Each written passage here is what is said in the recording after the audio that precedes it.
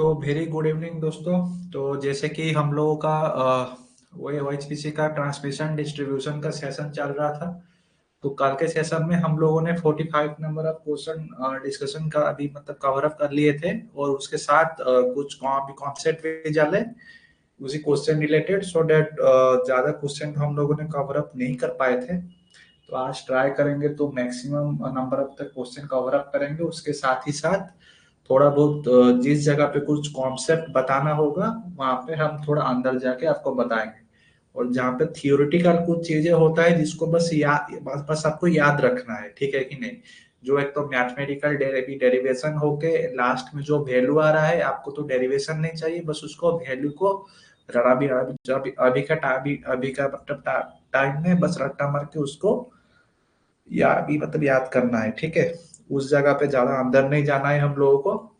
तो बेसिकली ऐसे ही हम लोग सेशन को आज कवर अप कर लेंगे। तो ज्यादा लेट नहीं करते हैं, तो शुरू शुरू करते हैं आज का पहला क्वेश्चन। 45 नंबर अब तो कवर अप कर लिए थे। नेक्स्ट क्वेश्चन है 46, ठीक है। ऐसा कोई मैंडेटरी नहीं है भाई कि कमेंट बॉक्स में आप लोगों को आंसर देना है। तो सबसे बड़ी बात यही है कि आप हमेशा स्क्रीन देखते रहिए और अपना क्वेश्चन के ऊपर आप अभी मतलब फोकसिंग करते रहिए।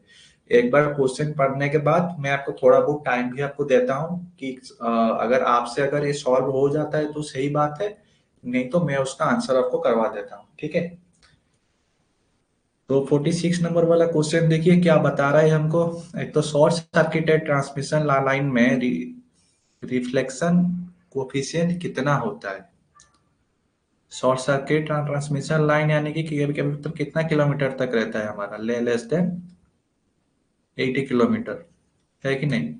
तो उसका रिफ्लेक्शन कोफिशिएंट हमको पूछ रहा है। याद करने वाला आंसर है बस, रिफ्लेक्शन कोफिशिएंट जो होता है -1 होता है, ठीक है। 47 नंबर वाला क्वेश्चन देखिए क्या पूछ रहा है हमको। दो पोल है, ठीक है। पोल के अंदर तो ऐसे हमारा सब वायर जाता रहता है। ये दो पोल है हमारे पास, ठीक है। तो ये क्या बोल रहा है, एक तो टॉप में, पोल का टॉप में एक तो गाय वायर यहाँ पर लगा है, ठीक है। एक तो सपोर्टिंग वायर यहाँ पर लगा है, जिससे क्या होगा कि लाइन का कंडक्टर का स्ट्रेन को वो रिड्यूसिंग करता है, ठीक है। स्ट्रेन को रिड्यूसिंग करता है। तो ये वाला वायर को क्या बोलते हैं, ठीक है। इस गाय वायर को हम लोग क्या बोलते हैं, इसको हम लोग बोलते हैं स्पान गाय, ठीक है। इसका जो सही आंसर है वो है सी, स्पान गाय। नेक्स्ट क्वेश्चन पे चलते हैं। पूछ रहा है कि single phase arrester is specially designed for. Single phase arrester को हम लोग किस प्रोटेक्शन के लिए इस्तेमाल करते हैं, बोलिए भाई। सिंपल सा आंसर है इसका 48 का। याद रखिएगा सिंगल फेज अरेस्टर हम लोग अनबैलेंस वोल्टेज प्रोटेक्शन करने के लिए इस्तेमाल करते हैं, ठीक है। जनरली सिंगल फेज अरेस्टर हमारा कहाँ लगता रहता है, ये सब जो इंडोर ब्रेकर रहता है ना हमारा, तो इंडोर ब्रेकर कैसा रहता है, एक तो कंपार्टमेंट ऐसा रहता है, नीचे सारा स्विच गियर रहता है हमारा सिमिलरली, और उसके पीछे साइड क्या होता है अपना सीटी वगैरह सब रहता है, जिसके अंदर यहाँ पर सब केबल एंटर करता है। इस एंट्रेंस पॉइंट पे ना ये सब single phasing RB RB arrester लगा रहता है, ठीक है। मतलब मोस्टली इसी जगह पे लगा रहता है, ठीक है। नहीं भाई, इसका जो सही आंसर रहेगा सिंगल फेज अरेस्टर का होता है डी, ठीक है।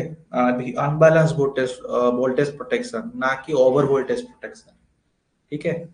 थोड़ा सा कंफ्यूजिंग करने वाला है, लेकिन याद रखिएगा इसका जो सही आंसर होगा अनबैलेंस वोल्टेज प्रोटेक्शन। ये देखिए क्या पूछ रहा है हमको। डिस्ट्रीब्यूशन ये भी जो जो सिस्टम का जो स्कीम होता है, ठीक है। जो हम लोग तीनों स्कीम पढ़े हैं, वो तीन अभी अभी मतलब तीनों स्कीम कौन सा है, और इन चारों ऑप्शन में से कौन सा नहीं है बताइए। याद रखिएगा, आपको एक बार बता देता हूँ रिंग मैन कैसा होता है।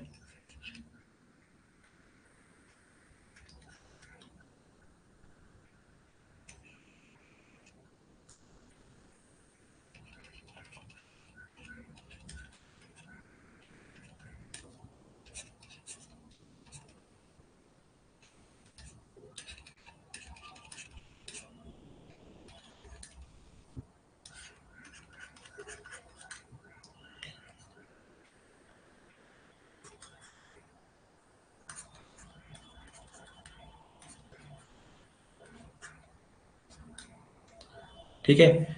तो यहाँ बोलने का मतलब यही है कि हमारे पास तीन प्रकार का डिस्ट्रीब्यूशन सिस्टम होता है। रेडियल सिस्टम में क्या क्या होता है, एक तो सब स्टेशन में सिंगल इनपुट आता है, सिंगल और भी आउटपुट निकल जाता है। अगर ये वाला इनकमर अगर हमारा फेल्योर हो जाता है, ठीक है, अगर ये वाला इनकमर हमारा फेल्योर हो जाता है तो ये पूरा जो घर है हमारा ये भी अंधेरा हो जाता है। ठीक है, इसको बोलते हैं रेडियल सिस्टम, जिसपे सिंगल फीडिंग वाला चीजेज होता है।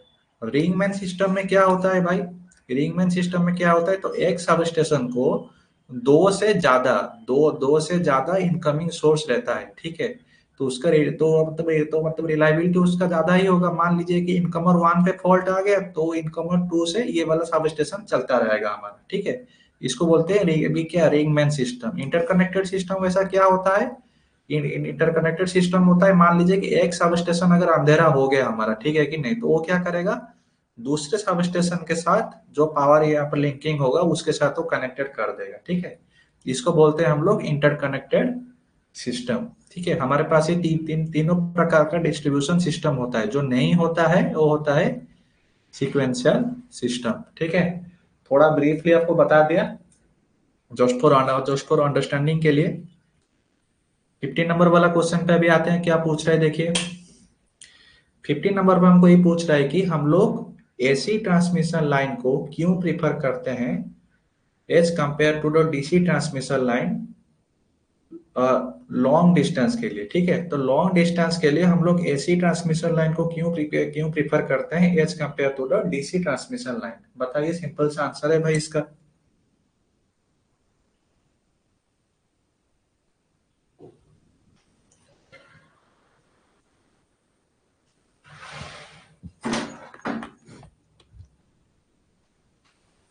एसी ट्रांसमिशन लाइन हम इसीलिए प्रोवाइड करते हैं कि ये इजीली अवेलेबल होता है, तो ये भी सही है। Easy to carry high current, ये भी सही है। Current carrying capacity is the more, ये भी सही है। लेकिन सबसे जो इम्पोर्टेंट चीज है यही है कि हमारा लॉसेस वहां पे हमको कम मिलता है। ठीक है, चारों ऑप्शन अपने में सही है, लेकिन जो मोस्ट प्रिफरेबल आंसर रहेगा वो है हमारा ए। ठीक है, तो लाइन लॉसेस जो होता है ये सबसे कम होता है। ठीक है, इसका जो सही आंसर है वो है ए। 51 नंबर वाला क्वेश्चन देखिए क्या पूछ रहा है। एक तो डीसी ट्रांसमिशन अभी मतलब सिस्टम में क्या क्या एडवांटेजेस हमको मिलता है, बोलिए भाई। ऑब्वियसली बात है, डीसी है तो यहाँ पर कोई हमारा इंडक्टेंस या फिर कैपेसिटेंस का कुछ इफेक्ट नहीं होगा। ठीक है, उसके साथ कुछ फेज डिस्प्लेसमेंट में भी कुछ प्रॉब्लम नहीं आता है। फेज डिस्प्लेसमेंट में भी कुछ प्रॉब्लम नहीं आता है, क्योंकि दो ही तो वायर होता है हमारे पास भाई, हमारे के पास। ठीक है, लॉ अभी लॉसेस भी उसके अंदर बहुत कम होता है, अभी मतलब पावर लॉसेस को लेके हुए।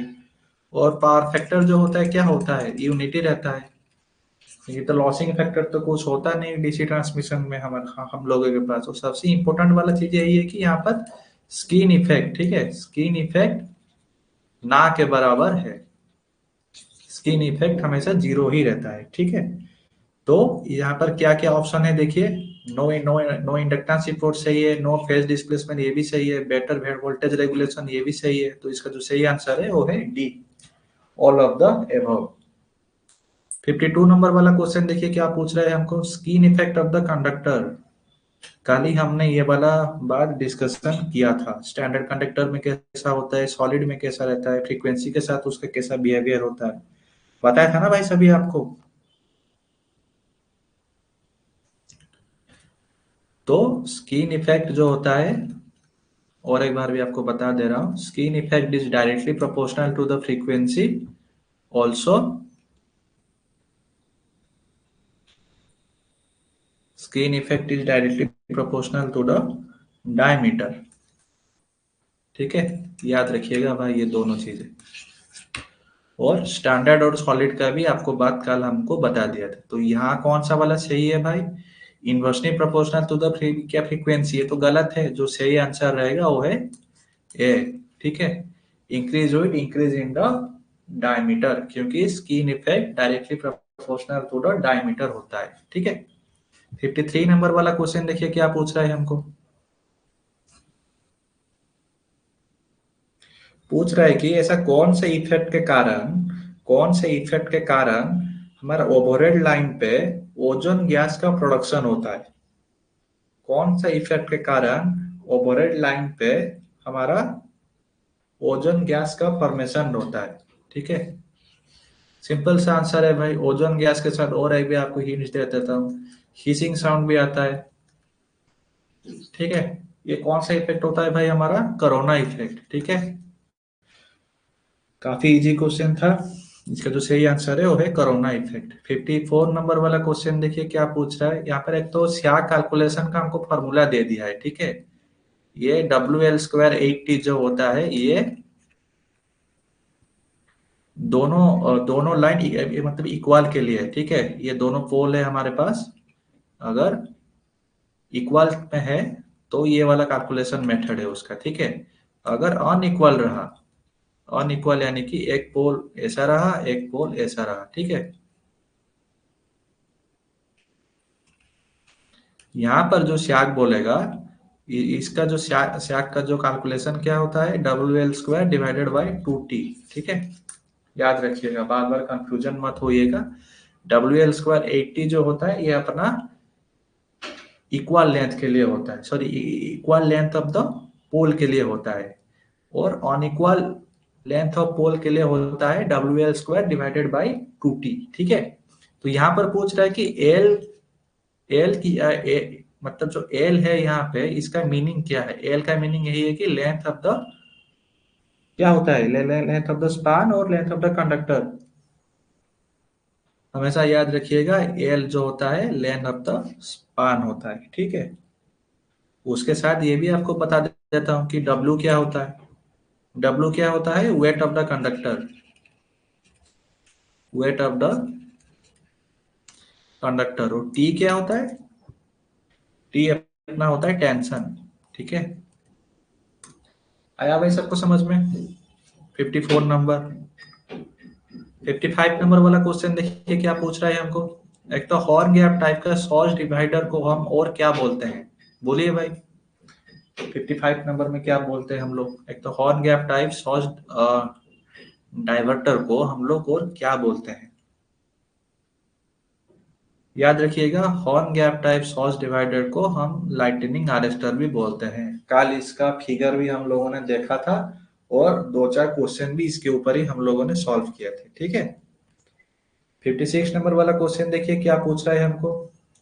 पूछ रहा है कि कमर्शियल ट्रांसमिशन लाइन के लिए हम जो कंडक्टर इस्तेमाल करते हैं ओवरहेड लाइन पे, वो किस मटेरियल से बना होता है। ठीक है, जो कमर्शियल ट्रांसमिशन लाइन में कंडक्टर इस्तेमाल करते हैं वो किस मटेरियल से बना होता है। कल ही तो हम आपको बताए थे भाई, कॉपर भी इस्तेमाल करते हैं, एल्युमिनियम भी इस्तेमाल करते हैं, लेकिन एल्युमिनियम हम ये भी मतलब मोस्ट प्रिफरेबल इसीलिए करते हैं कि ये इकोनॉमिकल होता है। ठीक है, कॉस्ट मैटर करता है हर जगह पे।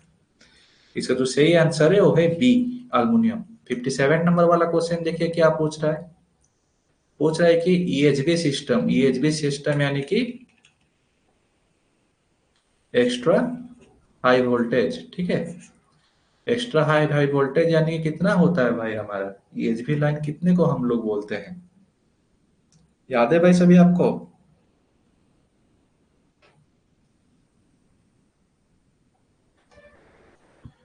कोई कोई बुक में दे भी रखे होंगे, कोई कोई बोलता है कि 66 kV तो जो एबव होता है उसको हम लोग एक्स्ट्रा हाई वोल्टेज बोलते हैं। किसी किसी बुक में होता है कि greater than 33 kV, उसको हम लोग एक्स्ट्रा हाई वोल्टेज को उसको मतलब मान के चलते हैं। ठीक है, बस आप याद रखिएगा, आपके हिसाब से अगर ये वाला कभी क्वेश्चन आया तो डाटा के अनुसार वहां पर आंसर लगाएगा भाई। ठीक है, एग्जामिनेशन के अभी मतलब कैसा क्वेश्चन सेटअप कर रहा है, उसका माइंडसेट कैसा है भाई, हम लोग उसको चैलेंज नहीं कर सकते। याद रखिए, एक्स्ट्रा हाई वोल्टेज नॉर्मली कैसा रहता है, 33 kV से एबव रहता है। ठीक है, 33 kV से लेके 765 kV तक रहता है। ठीक है,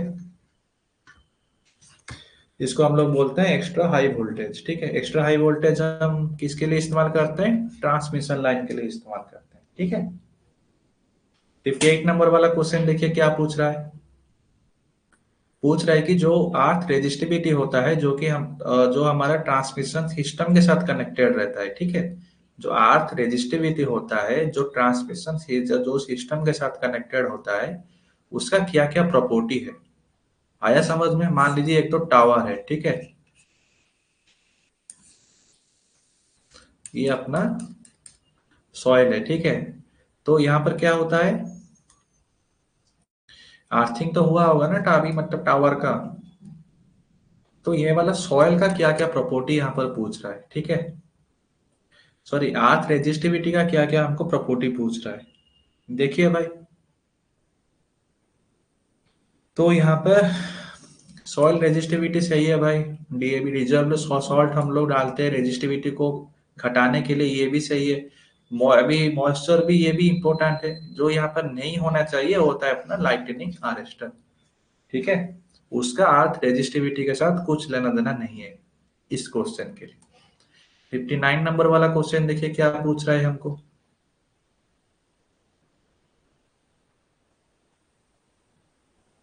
पूछ रहा है कि which distance of overhead transmission system the cost of the HVDC system is lesser than the HVAC system।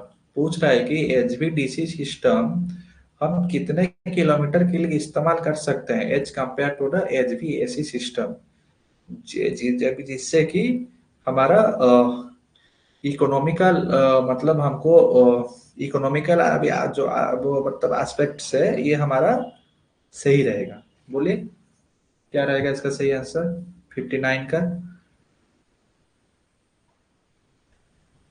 59 का जो सही आंसर है वो है ग्रेटर देन 6000 किलोमीटर, ठीक है। एचबीडीसी सिस्टम हम लोग लॉन्ग ट्रांसमिशन के लिए हम लोग इस्तेमाल करते हैं, जैसे कि 765 केवी का जो एचबीडीसी लाइन होता है, ठीक है।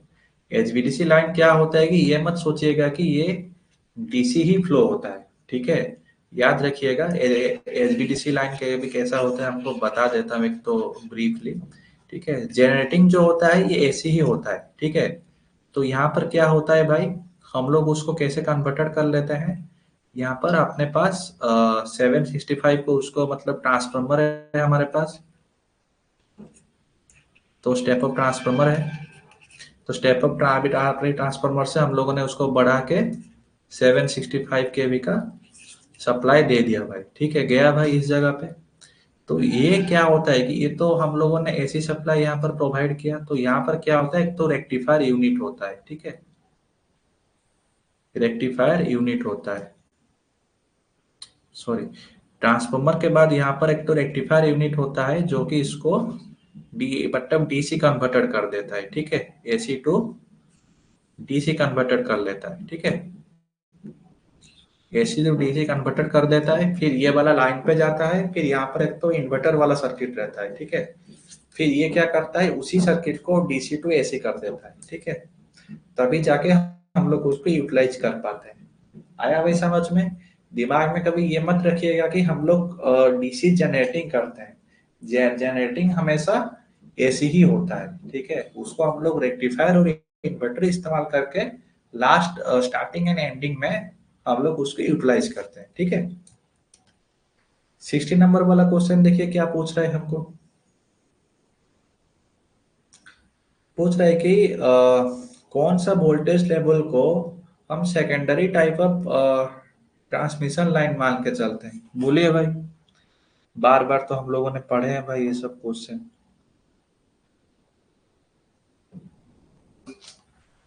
Which type of voltage level को हम लोग secondary type of the transmission line मान के चलते हैं। Secondary type of transmission line यानी कि 33 केवी को, ठीक है। 33 केवी को हम क्या क्या मान के चलते हैं, हाई वोल्टेज या फिर एक्स्ट्रा हाई वोल्टेज। बोलिए भाई, इतना तो हिंट्स आपको दे ही दिया भाई हमने।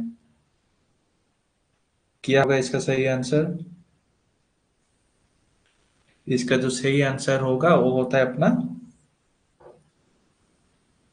सी, ठीक है, हाई वोल्टेज लेवल, ठीक है। यहाँ पर आपको चार्ट भी आपको मैं समझा दे रहा हूँ कैसे होता है। प्राइमरी ट्रांसमिशन कितना होता है, 132 KV, 220 KV, 400 KV, 765 KV. Primary transmission. Secondary transmission क्या होता है भाई? 33 kV, 66 kV, ठीक है। प्राइमरी डिस्ट्रीब्यूशन क्या होता है भाई? 11 kV। और प्राइमरी, सॉरी, सेकेंडरी डिस्ट्रीब्यूशन, ठीक है।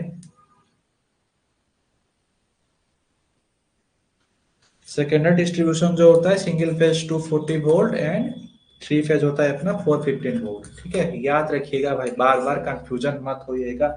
इसी सवाल पे हम बार बार गलत ऑप्शन चूज करके आ जाते हैं, ठीक है। सेकेंडरी टाइप का ट्रांसमिशन में कितना कितना वोल्टेज आता है? 33 kV एंड 66 kV, जिसको हम लोग बोलते हैं हाई वोल्टेज लेवल। 61 नंबर वाला क्वेश्चन देखिए क्या पूछ रहा है हमको।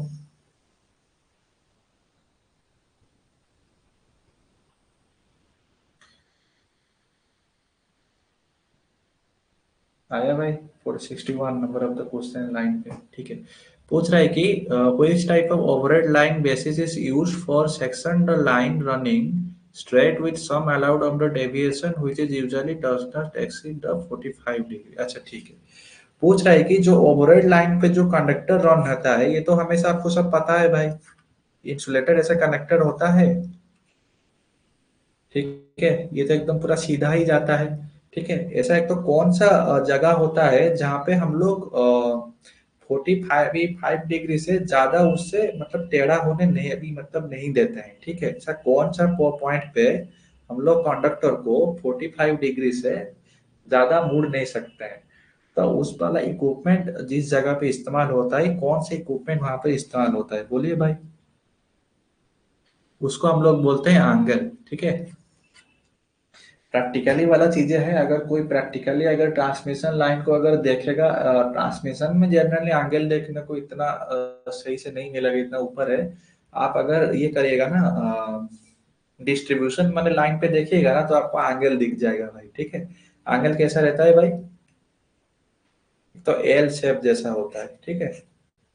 ये 3D शेप आपको बता दिया भाई। एक तो एल एल शेप का होता है, एल एल शेप का वाला एंगल यहाँ पर लगा रहता है, थोड़ा थोड़ा टेढ़ा करके, ठीक है। ज्यादा टेढ़ा, ज्यादा टेढ़ा भी नहीं, यानी कि 45 डिग्री टू एक्सीड नहीं करता है। 62 नंबर वाला क्वेश्चन देखिए क्या पूछ रहा है हमको। हम जो पावर ट्रांसमिशन लाइन इस्तेमाल करते हैं, वो कैसा रहता है भाई? थ्री फेज थ्री वायर या फिर थ्री फेज फोर वायर, ठीक है। Two phase three wire, two phase four wire तो कभी होगा नहीं भाई। ट्रांसमिशन हमेशा हम तीनों फेज में ही करते हैं। ये बोलिए भाई, थ्री फेज फोर वायर होगा कि थ्री फेज थ्री वायर होगा? सिंपल सा आंसर है भाई इसका, 62 का। जो इसका सही आंसर है थ्री फेज थ्री वायर, ठीक है। थ्री फेज फोर वायर हम लोग कहाँ पे इस्तेमाल करते हैं भाई? सेकेंडरी डिस्ट्रीब्यूशन पे हम लोग इस्तेमाल करते हैं। यहाँ पूछ रहा है कि एक ओवरहेड ट्रांसमिशन का जो लेंथ है वो 50 to 150 किलोमीटर है। तो हम लोग इसको कौन सा लाइन कैटेगरी में उसको कंसीडर करेंगे? सभी को पता है भाई कि शॉर्ट ट्रांसमिशन लाइन कितना होता है? Less than 80 kilometre. Medium line कितना होता है? 80 से लेकर 160 kilometre. High high transmission line कितना होता है? Greater than 160 kilometre. अब बताइए भाई, ये वाला जो हमको डिस्टेंस हम लोगों को दिया गया है कि अभी मतलब कितना दिया है हमको? 50 से लेके 150 तक, ठीक है। तो क्या होगा भाई इसका सही सही आंसर? ऑब्वियसली बात है, ये तो मीडियम कैटेगरी में आता है। इसका जो सही आंसर होगा होता है सी, मीडियम ट्रांसमिशन लाइन, ठीक है। अरे यार,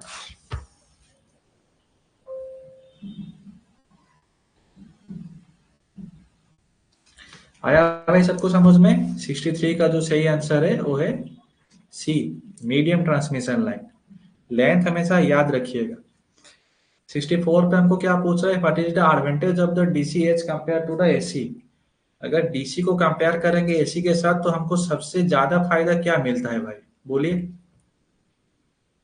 डीसी में हाई कुछ मतलब फ्रीक्वेंसी होता है, नहीं होता है भाई। लो पावर फैक्टर होता है, नहीं, यूनिटी पावर फैक्टर होता है उसका। प्रोड्यूस हाई भी हाई वोल्टेज करता है, डीसी कभी प्रोड्यूस करता है क्या भाई? बिल्कुल नहीं।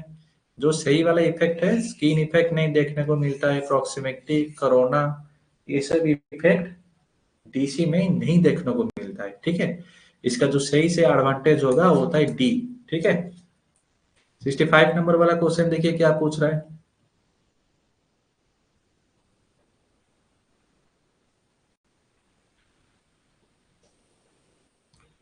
पूछ रहा है कि ओवरहेड ट्रांसमिशन लाइन के लिए हम लोग क्या इस्तेमाल करते हैं भाई।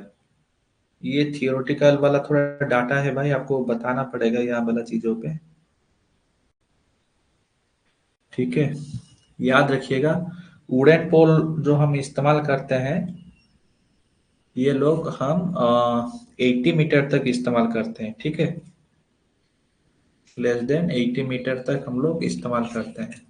और उसके बाद जो स्टील पोल आता है, स्टील पोल अप्रोक्स हम लोग कर लेते हैं 150 मीटर तक कर लेते हैं, ठीक है। अप्रोक्स 150 मीटर तक कर लेते हैं। और उससे बाद हो जाता है आरसीसी पोल, ये हम लोग 100 मीटर तक करते हैं। और स्टील टावर जो होता है, इसको हम लोग ट्रांसमिशन के लिए, ओवरहेड ट्रांसमिशन वोल्टेज के लिए इसको हम इस्तेमाल करते हैं, ठीक है। जो कितना होता है, 200 से लेके 500 मीटर तक रहता है।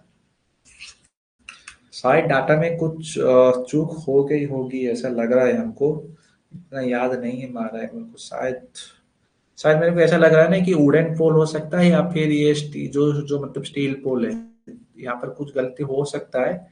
तो ये वाला डाटा को मत लिखिए, बाद में आपको करेक्शन वाला डाटा आपको प्रोवाइड कर दूंगा। हमको मतलब सही सही वाला याद नहीं आ रहा है, फिर क्यों खाली फिर आप गलत लिखेंगे।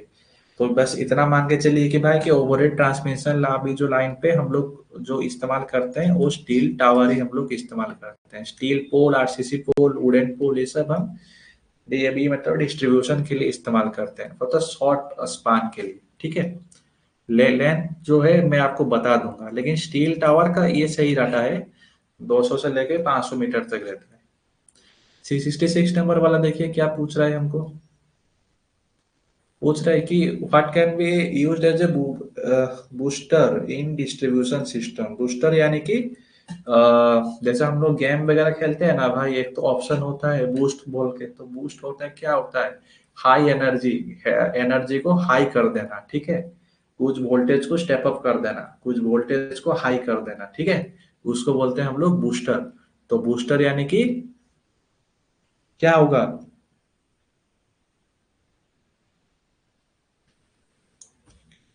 बूस्टर यानी कि क्या होता है, वोल्टेज ड्रॉप कंपेंसेशन, ठीक है। वोल्टेज ड्रॉप कंपेंसेशन यानी कि क्या क्या हम लोग लगाते हैं, कैपेसिटर लगाते हैं कि नहीं। तो कैपेसिटर कैसे फंक्शन करता है, अगर हमारा पावर फैक्टर अगर लो हो जाएगा, तो चाहे हम 33 केवी का क्यों ना उसको वोल्टेज, मान लीजिए कि आपका घर, अभी घर को कितना वोल्टेज जाता है अपना 230 वोल्ट का सप्लाई जाता है, सिंगल फेज सप्लाई, ठीक है। आपके घर के पास आ रहे हैं 230 वोल्ट, ठीक है। लेकिन बीच में क्या हो रहा है कि बहुत ज्यादा एसी वगैरह लग रहा है, या फिर पावर फैक्टर बहुत लो है, ठीक है कि नहीं। तो ये वोल्टेज आपके पास नहीं भी मतलब नहीं भी नहीं पहुंच पाएगा। अगर कैपेसिटर लगाएंगे तो क्या करेगा, जो बीच में वोल्टेज ड्रॉप हो रहा है उसको घटाएगा, तभी जाके आपके घर के पास 230 वोल्ट का सप्लाई आ पाएगा, और आप सही से लाइट फैन आपका सब कुछ सही से घूमेगा भाई, ठीक है। तो हुआ ना भाई, एज ए बूस्टर काम कर रहा है भाई अपना कैपेसिटर। 67 नंबर वाला क्वेश्चन देखिए क्या पूछ रहा है। पूछ रहा है कि जब वोल्टेज शॉर्ट जाता है किसी ट्रांसमिशन लाइन पे, तो सबसे पहले वो कौन से इक्विपमेंट में पहले एंटर करता है, ठीक है। जो वोल्टेज सोर्स आता है ट्रांसमिशन लाइन पे, मान लीजिए कि ट्रांसमिशन लाइन है, तो सबसे पहले मान लीजिए कि यहाँ पर एक तो फॉल्ट भी अभी मतलब फॉल्ट आया, तो यहाँ पर बिजली गिरा।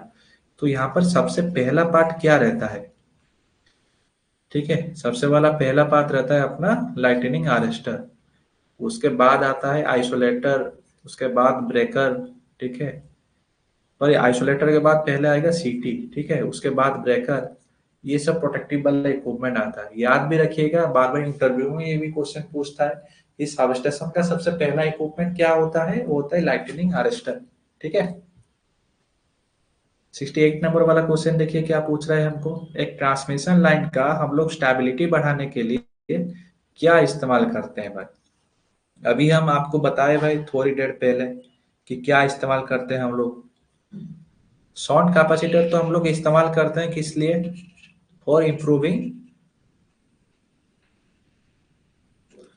Power factor. ठीक है। और सीरीज कैपेसिटर हम लोग किस लिए इस्तेमाल करते हैं पता है भाई आपको? सीरीज कैपेसिटर हम इस्तेमाल करते हैं लो वोल्टेज को कॉम्पेंसेट करने के लिए। ठीक है। लो वोल्टेज को कॉम्पेंसेशन देने के लिए। अभी जिसको हमने पढ़ा भाई। ठीक है। दोनों ही का मतलब एक ही काम है भाई, लेकिन अकॉर्डिंग टू द क्वेश्चन तो हमको अलग अलग इसको मतलब समझाना पड़ेगा भाई। ठीक है। सीरीज कैपेसिटर एंड शॉन्ट कैपेसिटर दोनों ही स्टेबिलिटी को अपना इंक्रीज करता है। दोनों का काम भी आपको बता दिए। तो इसका जो सही सही ऑप्शन है वो है बी। ठीक है। 69 नंबर वाला क्वेश्चन देखिए क्या पूछ रहा है। हाँ, पूछ रहा है कि अ, ऐसा कौन सा इफेक्ट होता है जिसका एक तो मजबूरी है कि वो क्या करता है कि भाई हमेशा सरफेस एक तो कंडक्टर होता है। ठीक है। करंट तो उसका बीच में फ्लो होना चाहिए, लेकिन वो क्या करता है कि कंसंट्रेट करता है अपना सरफेस के ऊपर। ठीक है। सरफेस यानी कि इस सब जगह पे कौन से इफेक्ट के कारण, जबकि मिडिल में होना चाहिए, उसका मिडिल में उसका कंसंट्रेट होना चाहिए, बस उसका आदत यही है कि वो कंसंट्रेट करता है अपना सरफेस के ऊपर की, यानी कि मैं बीच में नहीं जाऊंगा, इस साइड में हमेशा मतलब जाऊंगा। ठीक है। उसका जो टेंडेंसी है, तो ये कौन सा वाला इफेक्ट होता है हमारा? काफी सिंप्लीफाई करके आपको बता दिया भाई। यही वाला जो टेंडेंसी को हम लोग बोलते हैं स्किन इफेक्ट। ठीक है। इसी को हम लोग बोलते हैं स्किन इफेक्ट। 70 नंबर वाला क्वेश्चन देखिए क्या पूछ रहा है।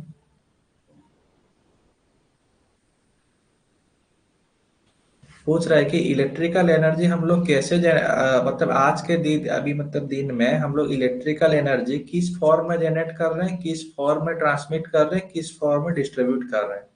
सिंपल सा आंसर है भाई, सभी को पता है, एसी है भाई। एसी में ही जनरेटिंग, एसी में ट्रांसमिशन, अभी एसी में ही डिस्ट्रीब्यूशन। डीसी वाला ऐसा कोई इक्विपमेंट अभी तक हम लोग घर वगैरह में इस्तेमाल नहीं कर पा रहे। 71 नंबर वाला क्वेश्चन देखिए क्या पूछ रहा है।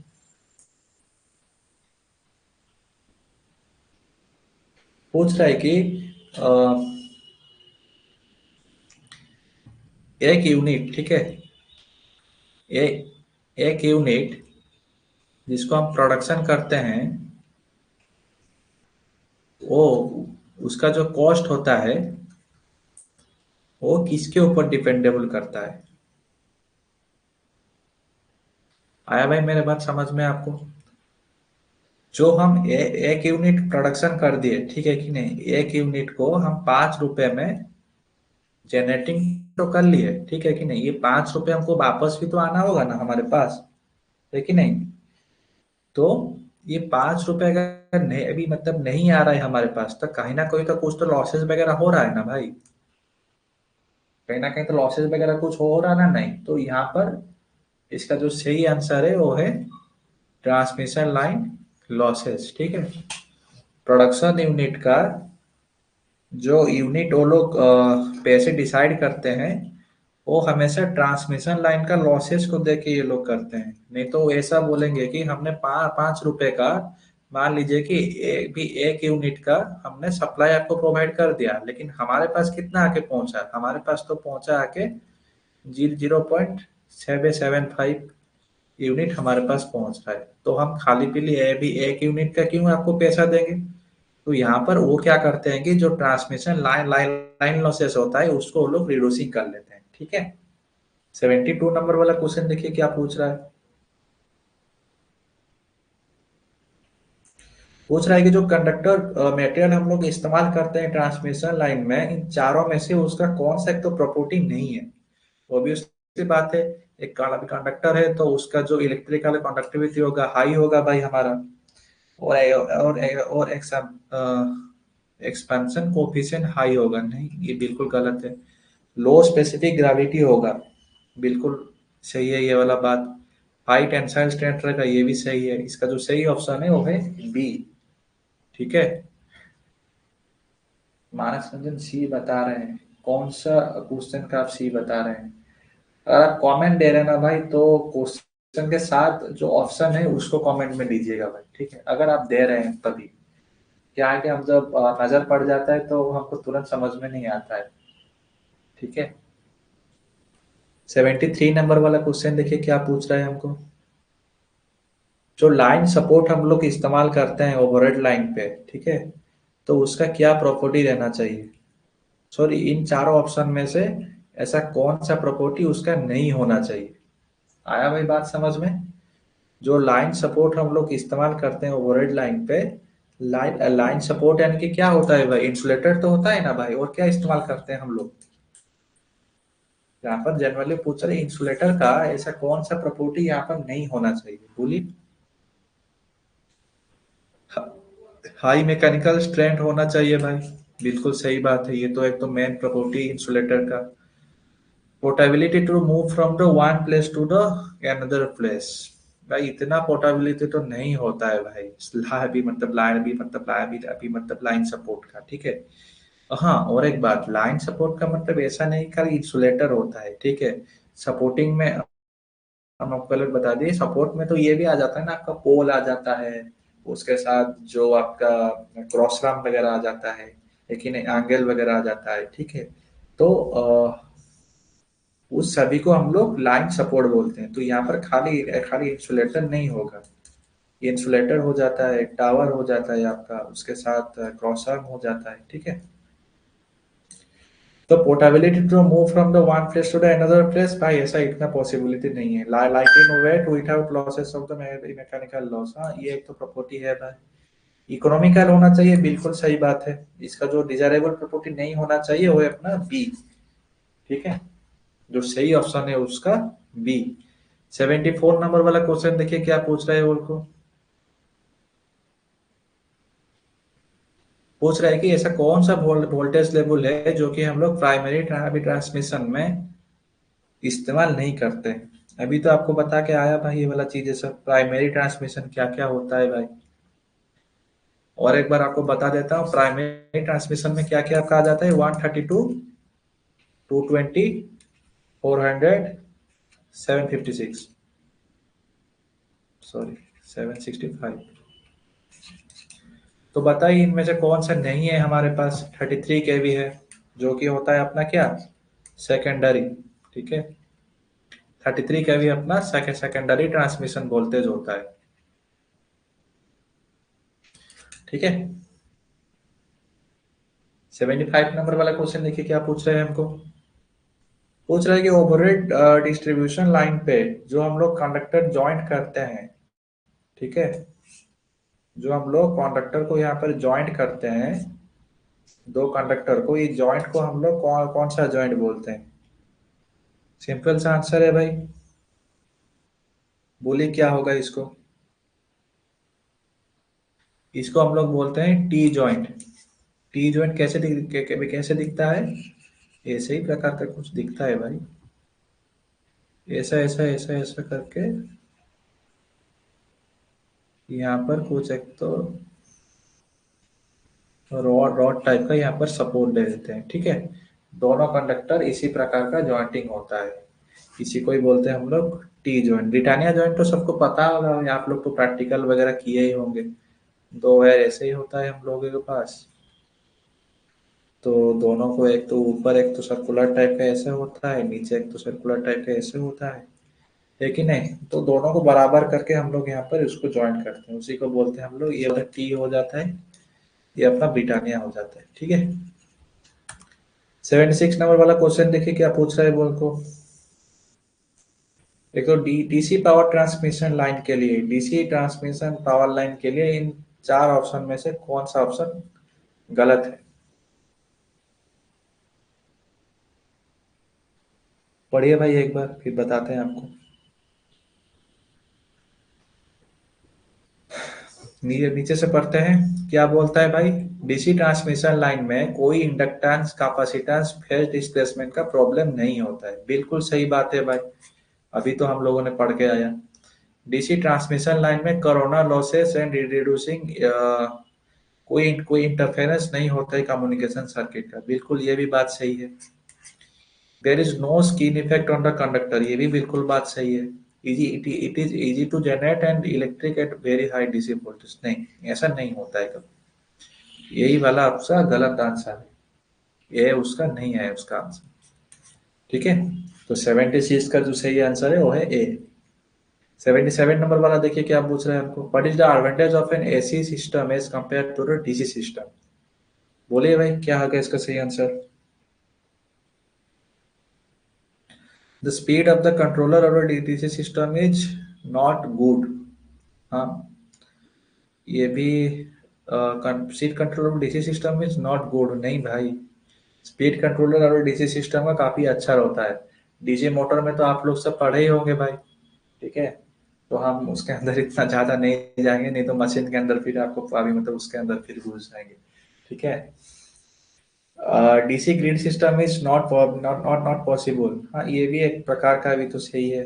AC voltage can be easily change in magnitude, हाँ ये वाला बात में दम है। सी फिर लास्ट वाला भी पढ़ देते हैं, DC voltage can not be use for the domestic appliances, बिल्कुल सही बात है। आपका जो घर का जितना उपकरण आप इस्तेमाल करते हैं कोई डीसी में चलता है क्या। ठीक है, वो सब एसी में ही चलता है भाई।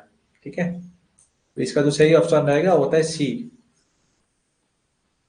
78 नंबर वाला क्वेश्चन देखिए क्या पूछ रहा है।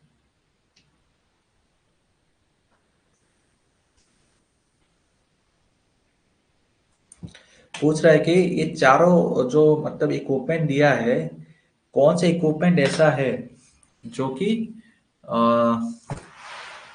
Duration and amplitude of the flow, ठीक है कि नहीं, duration and amplitude of the flow of the current को कंट्रोलिंग करता है, लिमिट करता है। बोलिए भाई क्या होगा इसका सही आंसर।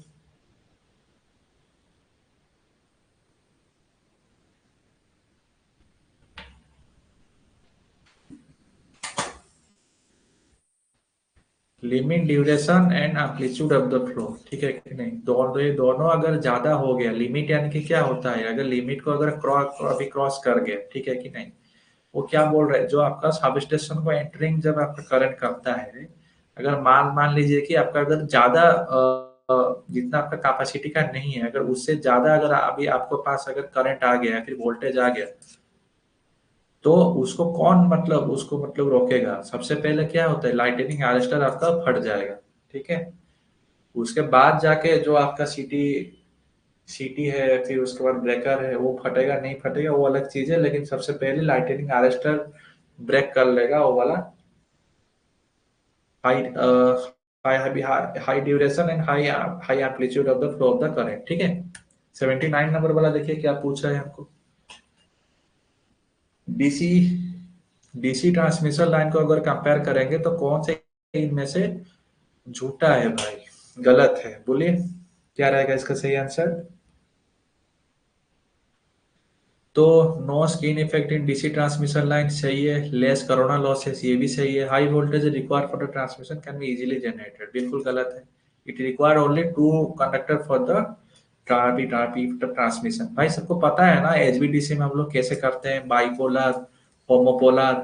ठीक है, अगर नहीं पता है, अगर आगे कुछ इसके रिलेटेड कुछ क्वेश्चन आएगा ना तो आपको बता दूंगा भाई, बाइपोलर होमोपोलर इन सब का कॉन्सेप्ट। ठीक है, तो यहाँ पर जो सही आंसर है वो है सी, बिल्कुल सही आंसर है।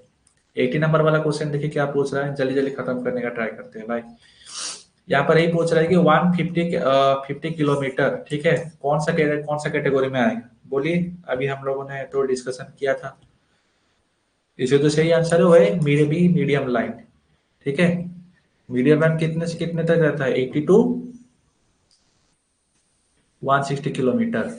ठीक है, उससे ज्यादा जो होता है लॉन्ग ट्रांसमिशन लाइन। 81 नंबर वाला क्वेश्चन देखिए क्या पूछ रहा है, हाई वोल्टेज ट्रांसमिशन लाइन पे इन चारों ऑप्शन में से कौन सा स्टेटमेंट सही है, ट्राई करिए आप अपने से एक बार। पूछ रहा है कि अगर ट्रांसमिशन का वोल्टेज बढ़ेगा तो एफिशिएंसी घटेगा क्या? बिल्कुल गलत। अगर ट्रांसमिशन का वोल्टेज बढ़ेगा एफिशिएंसी बढ़ेगा ना भाई हमारा। बोल रहा है कि अगर वोल्टेज बढ़ेगा तो लाइन लॉसेस भी बढ़ेगा। कैसे भाई बढ़ेगा? बिल्कुल गलत। और क्या बोल रहे हैं यहाँ पर, with increase in the transmission voltage voltage regulation is improved. हाँ ये सही है, वोल्टेज रेगुलेशन हमारा बढ़ेगा। तो with increase the transmission voltage line current will be increased. नहीं भाई ये गलत है, जितना वोल्टेज बढ़ेगा उतना करंट हमारा उसी हिसाब से रिड्यूसिंग ही होगा भाई, वोल्टेज लेवल के हिसाब से। तो यहाँ पर जो सही ऑप्शन है उसका वो है सी। 82 नंबर वाला क्वेश्चन देखिए क्या पूछ रहा है, कौन सा स्टेटमेंट यहाँ पर सही है? बोलिए बोलिए भाई क्या होगा, पढ़िए एक बार। खाली स्टेटमेंट वालों का क्वेश्चन नहीं दे रहा है भाई हमको। क्या बोल रहा है भाई यहाँ पे, जो स्याग आता है दोनों कंडक्टर बीच में, ये जो शेप होता है ना, ये शेप को हम लोग बोलते हैं, याद रखिएगा बार बार क्वेश्चन पे आता है, कैटेनरी एंड पाराबोला। ये दोनों शेप का ही होता है। और क्या बोल रहा है, sag is more in winter than the summer. कैसे होता है भाई, अगर सामी समर होगा तो यहाँ पर तो टेंशन ज्यादा भी अभी मतलब ज्यादा होगा, लोड ज्यादा बढ़ेगा तो क्या होगा, ये मतलब स्याग जो है सारा भी सरफेस से बहुत कम डिस्टेंस रहेगा, यानी कि नीचे आएगा। तो स्याग जो है ये विंटर में कम रहेगा, समर में ज्यादा रहेगा। ये गलत स्टेटमेंट है। Depending on the tension, sag depending करता है भी मतलब टेंशन के ऊपर। बिल्कुल ये वाला मतलब बात भी सही है। तो यहाँ पर जो करंट स्टेटमेंट है वो है सी, ए एंड सी। बिल्कुल। 83 नंबर वाला क्वेश्चन देखिए क्या पूछ रहा है। तो ये पूछ रहा है कि एक proper discharging and lightning shorts के लिए हम लोग टावर के नीचे क्या लगाते हैं? टावर के ऊपर नहीं, टावर का नीचे हमको पूछ रहा है, क्या लगाते हैं भाई? इंपॉर्टेंट क्वेश्चन है, याद रखिएगा भाई इसको। भी मतलब ट्रांसमिशन के ऊपर पूछता तो आप सब इसको सही से लगा देते, लाइटनिंग अरेस्टर वगैरह अगर होगा। तो यहाँ पर जो सही ऑप्शन है उसका वो है काउंटर पॉइंट्स, ठीक है। काउंटर पॉइंट होता है जो कि as a grounding grounding electrode type का एक तो होता है, ठीक है। इसी को ही हम लोग बोलते हैं काउंटर पॉइंट्स, ठीक है। याद रखिएगा। 84 नंबर वाला क्वेश्चन देखिए क्या पूछ रहा है। पूछ रहा है कि 25 के भी क्या कौन सा वोल्टेज होता है? 33 के वी टू 33 के वी ये क्या, 30.3 टू 33 के वी ये कौन सा वोल्टेज लेवल है? 66 टू 765 के वी ये कौन सा वोल्टेज है? बोलिए भाई। हमेशा याद रखिएगा जो रेलवे का भी जो मतलब लाइन होता है 25 के वी ये कौन सा होता है? ट्रैक्शन वोल्टेज होता है कि नहीं?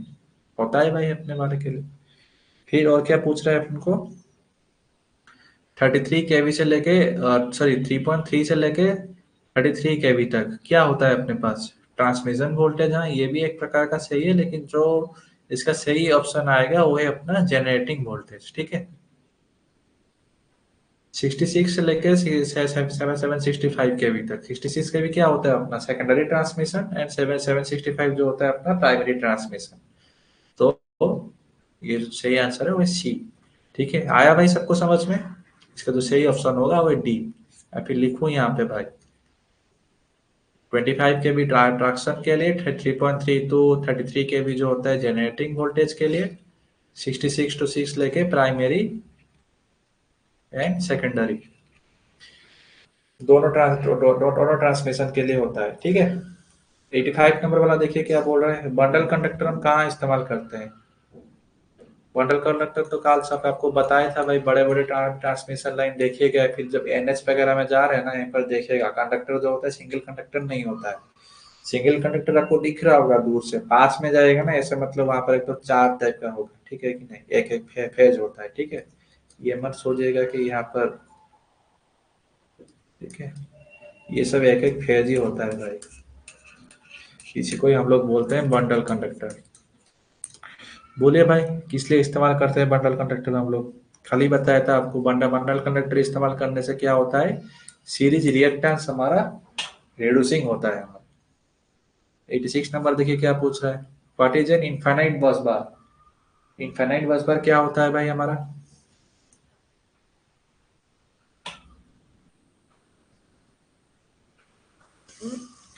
इनफाइनाइट बस बार याद कर लीजिए भाई। इनफाइनाइट बस बार जो होता है उस पे constant terminal voltage and frequency होता है, ठीक है। इन जो इनफाइनाइट बस बार होता है, constant terminal voltage and frequency होता है इनफाइनाइट बस बार। 87 नंबर वाला क्वेश्चन देखिए क्या पूछ रहा है। पूछ रहा है कि ये जो चारों हमारे पास जो डिस्ट्रीब्यूशन सिस्टम दिया है, जो वायरिंग सिस्टम दिया है, तो चारों में से कौन सा वायरिंग सिस्टम जो कि पावर ट्रांसमिशन लाइन में पॉसिबल है नहीं? बताइए क्या होगा। थ्री फेज थ्री वायर तो सभी देखे हैं, बिल्कुल सही बात है। सिंगल फेज थ्री वायर बिल्कुल हो सकता है भाई हमारे लिए। और मतलब यही है कि सिंगल सिंगल फेज में क्या होगा, एक तो पॉजिटिव एक तो नेगेटिव, और एक तो ग्राउंडिंग के लिए हम लोग इसको इस्तेमाल कर देंगे। थ्री फेज फोर वायर ये भी होता है, लेकिन सिंगल फेज फोर वायर ये नहीं होता है, ठीक है। तो इसका सही आंसर है वो ए, बिल्कुल सही है। 88 नंबर वाला क्वेश्चन देखिए क्या पूछ रहा है। पूछ रहा है कि इलेक्ट्रिक पोल को, ठीक है, इलेक्ट्रिक पोल को बेंड होने के लिए, ठीक है, इस टाइप का बेंड होने के लिए हम लोग कौन सा सपोर्ट इस्तेमाल करते हैं? इस टाइप का एक तो सपोर्ट इस्तेमाल करते हैं ना, इसको क्या बोलते हैं? एक तो देखे होंगे हम लोग, उसको गिनने के लिए क्या क्या करते हैं।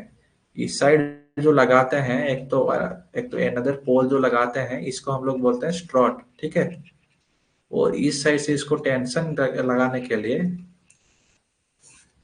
इसको जो लगाते हैं इसको हम लोग बोलते हैं स्टे वायर, ठीक है। एक ही साथ आपको दो ही आपको मैंने अभी आपको बता दिया, ठीक है। तो एक होता है स्ट्रॉट जो कि पोल को सपोर्ट देता है, और एक तो होता है स्टे वायर, ठीक है। स्टे वायर क्या करता है, वही भी खींच के रखता है पोल को। याद रखिएगा ये जो स्ट्रॉट है ना, ये काफी इंपॉर्टेंट है। 88 नंबर 89 नंबर वाला क्वेश्चन देखिए क्या पूछ रहा है।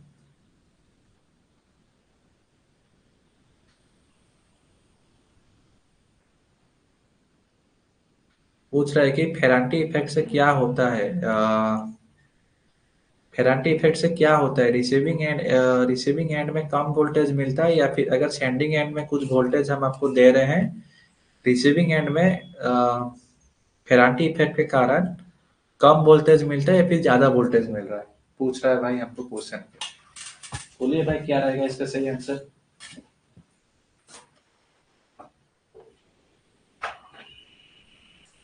यहाँ पर आपको कुछ चीजें भी आपको बता देता हूँ भाई। फेरांटी इफेक्ट के कारण हमेशा याद रखिएगा, जो सेंड जो रिसीविंग एंड पे हमको रिसीविंग होता है वो अपना क्या होता है, क्या सही आंसर आ रहा है? बिल्कुल सही बात है, इंक्रीज होता है,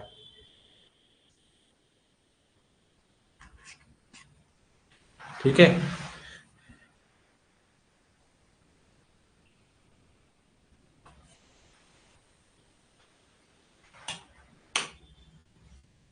तो यहाँ पर आपको एक तो बता देता हूँ कुछ चीजें भाई कि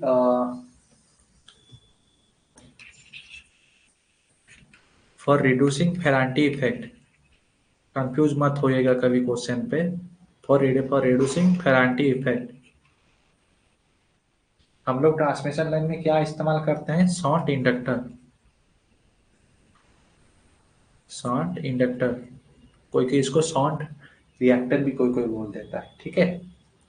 और दूसरा बात क्या है, अगर हम लोग पावर फैक्टर को इम्प्रूवमेंट करने के लिए, और पावर फैक्टर इम्प्रूवमेंट हम लोग क्या इस्तेमाल करते हैं, शॉर्ट कैपेसिटर। इम्पोर्टेंट है भाई, क्योंकि हम लोग बार बार एग्जाम में कंफ्यूजन होते हैं इन तीनों चीजों को लेके। और क्या होता है, for reducing the voltage drop, ठीक है, रिड्यूस द वोल्टेज ड्रॉप लिख देता हूँ।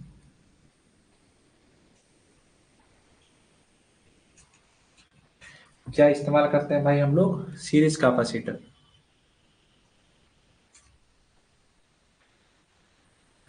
ठीक है। तीनों एग्जाम पॉइंट ऑफ व्यू से काफी इंपॉर्टेंट है भाई। बार बार बोल रहा हूँ, याद रख लीजिए, कहीं पर नोटेड भी आप कर लीजिए, ठीक है। बार बार कंफ्यूज मत कहाँ भी बता भी मतलब कहाँ भी कंफ्यूजन मत होइएगा कि कहाँ पर शॉर्ट इंडक्टर इस्तेमाल करेंगे किसको कॉम्पेंसेट करने के लिए, कहाँ पर शॉर्ट कैपेसिटर, कहाँ पे सीरीज कैपेसिटर। ठीक है, एक जगह इसको लिख लीजिए इंपोर्टेंट पॉइंट मान के। ठीक है, 19 नंबर वाला क्वेश्चन देखिए क्या पूछ रहा है हमको, अभी हमने डिस्कशन करके आया कि एक इनफाइनाइट बॉक्स में कौन सा दो क्वांटिटी जो होता है जो कि कांस्टेंट रहता है। बोलिए भाई क्या रहेगा इसका सही आंसर 90 का। अभी हमने डिस्कशन किया कि एक तो इनफाइनाइट बस का वोल्टेज एंड फ्रीक्वेंसी ये दोनों कांस्टेंट ही रहता है। ठीक है, 91 नंबर वाला क्वेश्चन देखिए क्या पूछ रहा है, short admittance of an transmission line कैसा रहता है। कल भी शायद ये वाला क्वेश्चन उन्होंने डिस्कशन किया था भाई।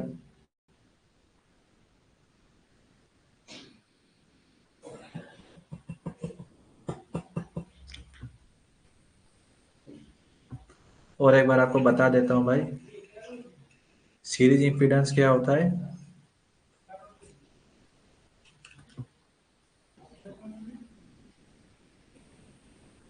और शॉर्ट एडमिटेंस कैसा रहता है। सीरीज में क्या होता है 1Z01, याद रखिएगा बार बार क्वेश्चन में भी आ रहा है, यहाँ पे एग्जाम पॉइंट ऑफ व्यू से ही बोल रहा हूँ आपको, शॉर्ट में आता है 10Y1। ठीक है, देखिए क्वेश्चन पे कौन सा वाला है इसमें 10Y1, कौन सा वाला में है, ए है ना, बिल्कुल सही है। ठीक है, शॉर्ट एडमिटेंस का जो एबीसीडी पैरामीटर होता है वो होता है 10Y1, बिल्कुल सही है। 92 नंबर वाला क्वेश्चन देखिए क्या पूछ रहा है, ट्रांसमिशन लाइन के लिए कौन सा पैरामीटर यहाँ पर सही है।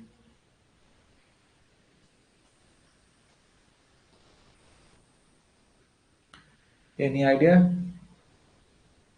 ए बोल रहे हैं, बिल्कुल सही बात है। ए नहीं भाई, यहाँ पर जो आएगा ना वो आएगा अपना, नॉर्मली हम लोग बोलते हैं AD minus B C equal to 1, थोड़ा ट्रिकी कर दिया है भाई। ठीक है, minus AD plus P plus B C, बस साइन का कन्वर्सन किया है इस जगह पे। ठीक है, यहाँ पर जो सही आंसर है वो है सी। ठीक है, 93 नंबर वाला क्वेश्चन देखिए क्या पूछ रहा है हमको, which following statement is correct as compared for the transmission line. बोलिए क्या रहेगा इसका सही आंसर 93 का।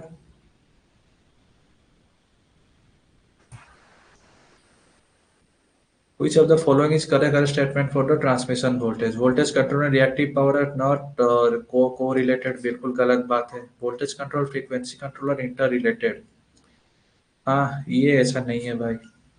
Voltage control and active power आर कंट्रोल इंटर रिलेटेड, ऐसा भी नहीं है। वोल्टेज कंट्रोल और रिएक्टिव पावर इंटर रिलेटेड, ये बिल्कुल सही बात है ट्रांसमिशन लाइन के लिए। ठीक है, यहाँ पर जो सही ऑप्शन है वो है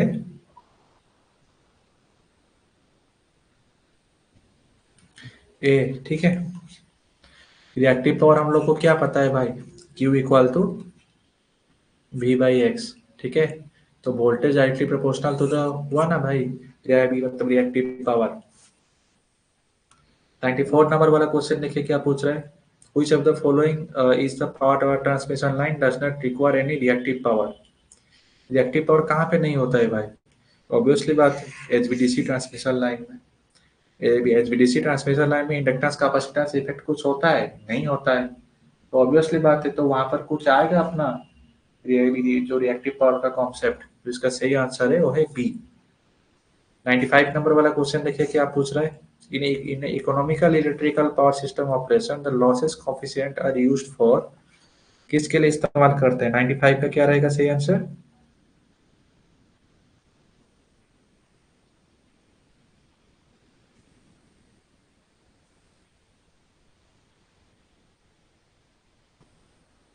economical loading for the all voltage operation, B बिल्कुल इसका सही आंसर है। 96 में देखिए क्या पूछ रहे हैं हम लोगों को, which of the following issues associated with the series connected capacitor of the transmission line voltage। अभी आपको बताया ना भाई, देखिए जिस जो आपको बता रहा हूं मैं कि क्वेश्चन पे जो इम्पोर्टेंट पॉइंट ऑफ व्यू है वो किसी प्रकार से भी आपको पूछ सकता है। बोलिए भाई इसका क्या रहेगा इसका सही आंसर, सीरीज कनेक्टेड ट्रांसमिशन क्या करता है, क्रिएशन ऑफ है ना सॉफ्ट सिंक्रोनस रिजोनेंस। बी नहीं भाई, बी नहीं, कंट्रोल ऑफ वोल्टेज नहीं भाई। ठीक है, हमने आपको बताया कि वोल्टेज ड्रॉप को कॉम्पेंसेशन करने के लिए हम लोग क्या करते हैं, सीरीज कैपेसिटर इस्तेमाल करते हैं, ठीक है कि नहीं। लेकिन सीरीज कैपेसिटर का भी तो कुछ काम होगा ना, तभी तो जाके तो मतलब अभी भी क्या मतलब वोल्टेज ड्रॉप को काफी काफी तो कॉम्पेंसेट कर पाएगा। वो क्या क्या करता है, अपने में तो कुछ रिजोनेंस जनरेट कर रहा होगा ना उस जगह पे। इसका जो सही आंसर है वो है सी। ठीक है, तभी जाके अपना वोल्टेज कंट्रोल हो पा रहा है। 97 नंबर देखिए क्या पूछ रहा है।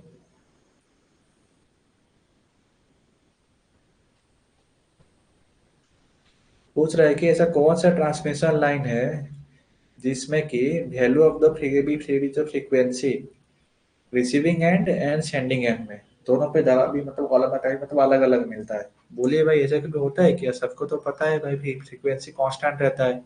क्वेश्चन पे क्या पूछ रहा है, sending end and receiving end में अलग अलग आपको मिलेगा। क्या रहेगा इसका सही आंसर? HVDC। ठीक है, पता है ना आपको, जो HVDC में हम लोग कन्वर्सन करते हैं ना भाई, उसी जगह पे फ्रीक्वेंसी में वेरी हो जाता है। 98 नंबर वाले में देखिए क्या पूछ रहा है हमको, सस्पेंशन इन इंसुलेटर हम लोग किस जगह पे इस्तेमाल करते हैं। सस्पेंशन इंसुलेटर हम लोग किस लिए इस्तेमाल करते हैं भाई? सस्पेंशन इंसुलेटर हम लोग टेंसाइल स्ट्रेंथ के लिए इस्तेमाल करते हैं, और सस्पेंशन टाइप का इंसुलेटर और एक होता है स्ट्रेंथ टाइप का इंसुलेटर। ये दोनों इंसुलेटर हम लोग ट्रांसमिशन लाइन के लिए इस्तेमाल करते हैं, जनरली EHV लाइन के लिए। ठीक है, याद रखिएगा। 99 नंबर वाला क्वेश्चन पे क्या पूछ रहा है, एक बैलेंस थ्री फेज सिस्टम के लिए जीरो जीरो सीक्वेंस का भी कंपोनेंट क्या होता है? ऑब्वियसली बात है, थ्री फेज सिस्टम में जीरो जीरो फ्रीक्वेंस कंपोनेंट हमेशा जीरो ही हुआ होगा। ठीक है, लास्ट क्वेश्चन है आज का सेशन का। Which of the following is not used in the load flow analysis in electrical power system? बोलिए भाई, थियोरिटिकल वाला क्वेश्चन है, पता है तो सही है, वरना बता देंगे भाई आपको। याद रखिएगा कि लोड फ्लो एनालिसिस में हम लोग मैक्सिमम पावर ट्रांसफार्मर थ्योरम का कोई इस्तेमाल नहीं करते हैं। ठीक है, मैक्सिमम पावर ट्रांसफार्मर थ्योरम का यहाँ कुछ इस्तेमाल नहीं करते हैं, बाकी तीन मेथड का हम लोग करते हैं। ठीक है, तो आज का सेशन को यही रखते हैं या फिर करेंगे कंटिन्यू? रुकिए एक बार भाई देख लेता हूँ मैसेज।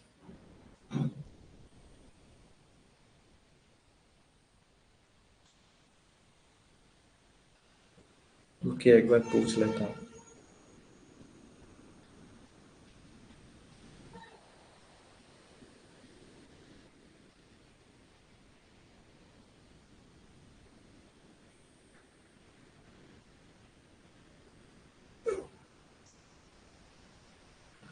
तो चलिए, तो अभी 9 बजे कुछ आपका ये कुछ इंग्लिश का सेशन है शायद OHPC के लिए, तो आप उसको अटेंडिंग करिए भाई। तो आज का सेशन को यही रख लेते हैं। फिर कुछ हमको 400 क्वेश्चन करना है भाई ट्रांसमिशन डिस्ट्रीब्यूशन का। ठीक है, हमने 100 क्वेश्चन किए हैं, मानते हैं भाई थोड़ा स्लोली हम लोग कवर अप कर रहे हैं, लेकिन जिस जिस जगह पे काफी इंपॉर्टेंट अभी मतलब पॉइंट ऑफ व्यू है, तो जहाँ से अभी एग्जाम पॉइंट ऑफ व्यू से लग रहा है कि मतलब काफी इंपॉर्टेंट है, वहाँ पे हम लोग ज्यादा मतलब एम्फेसिस दे रहे हैं, तो तभी थोड़ा सा धीरे चल रहे हैं। ठीक है, धीरे धीरे प्रोफिशिएंसी बढ़ेगा, तो तभी हम लोग जल्दी जल्दी ये सब कुछ खत्म कर पाएंगे। ठीक है, तो चलिए आज का सेशन को ही खत्म कर लेते हैं।